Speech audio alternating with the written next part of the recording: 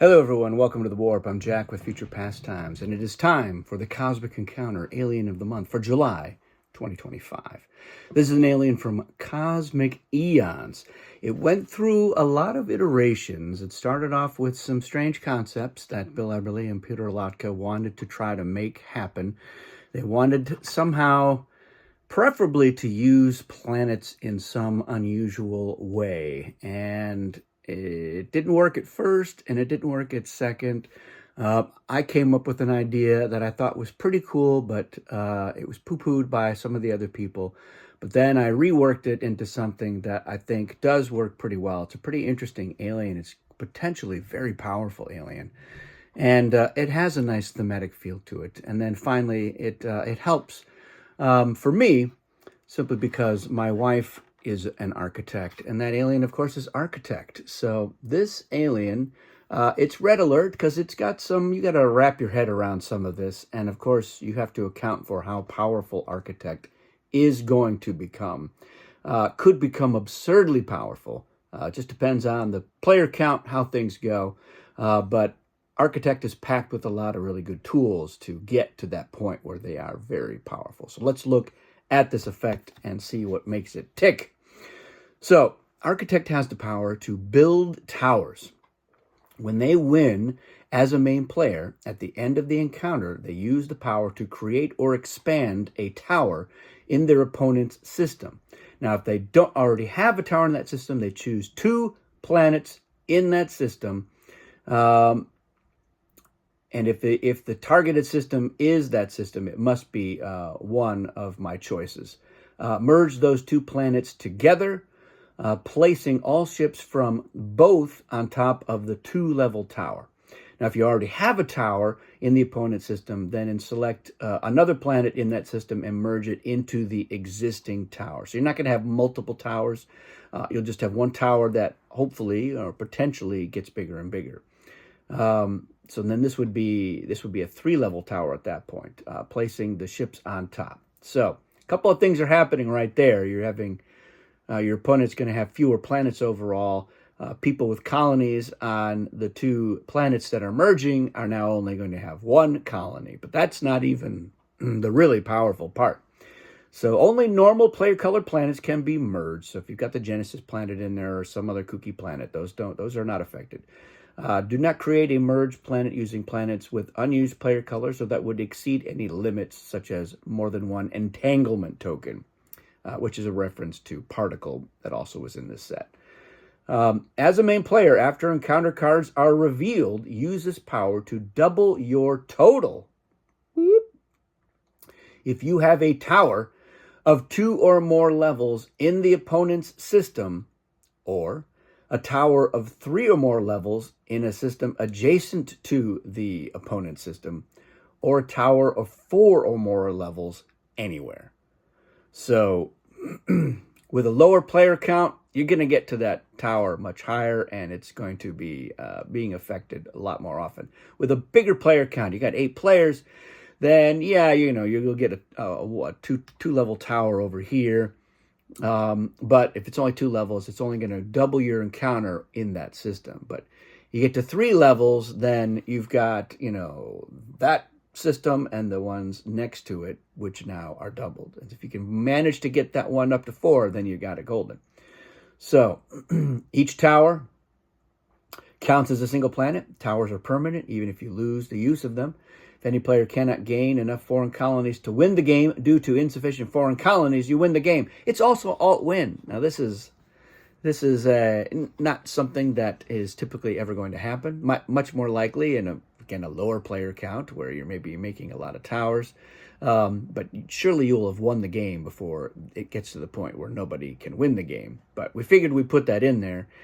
Rather than having some silly restriction about you can't make a tower if it means that player, blah, blah, blah. So just keep making towers if you can. So, yeah, double your encounter totals. Double your total. That's a pretty big deal, because your total includes reinforcements, includes any things that affect your total. The total is the end, and then you're doubling it, which is the more end. So, yeah, Architect, this is insane.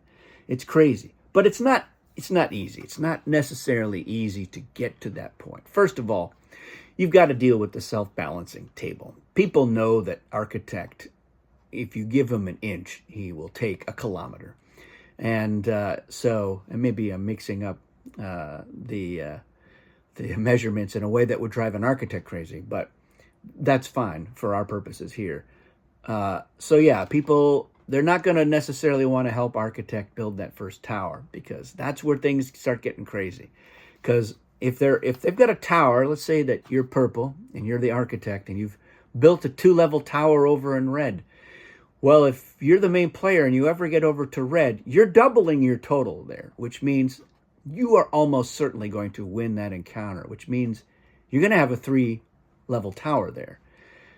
Be great if, you go first, your first attack is in red, maybe you draw wild, or you draw red again, or you draw one of those, that breaks to the right, and guess what? I'm in red. So you're doubling it. Then if you get in there again, you're doubling with the high potential once again to get a 4. And then you're set. Once you've got a 4 somewhere, you can have an encounter anywhere. And it's going to double your totals as a main player. So that's really where it gets great, because now you're winning on defense as well. And guess what? You win as a main player at the end of the encounter. You are building a tower in the opponent's system. So you can do that as the defense. Architect wants to win on defense, because then they're more likely to build a tower. So let's say you're not going first. Red's attacking you, and you beat him.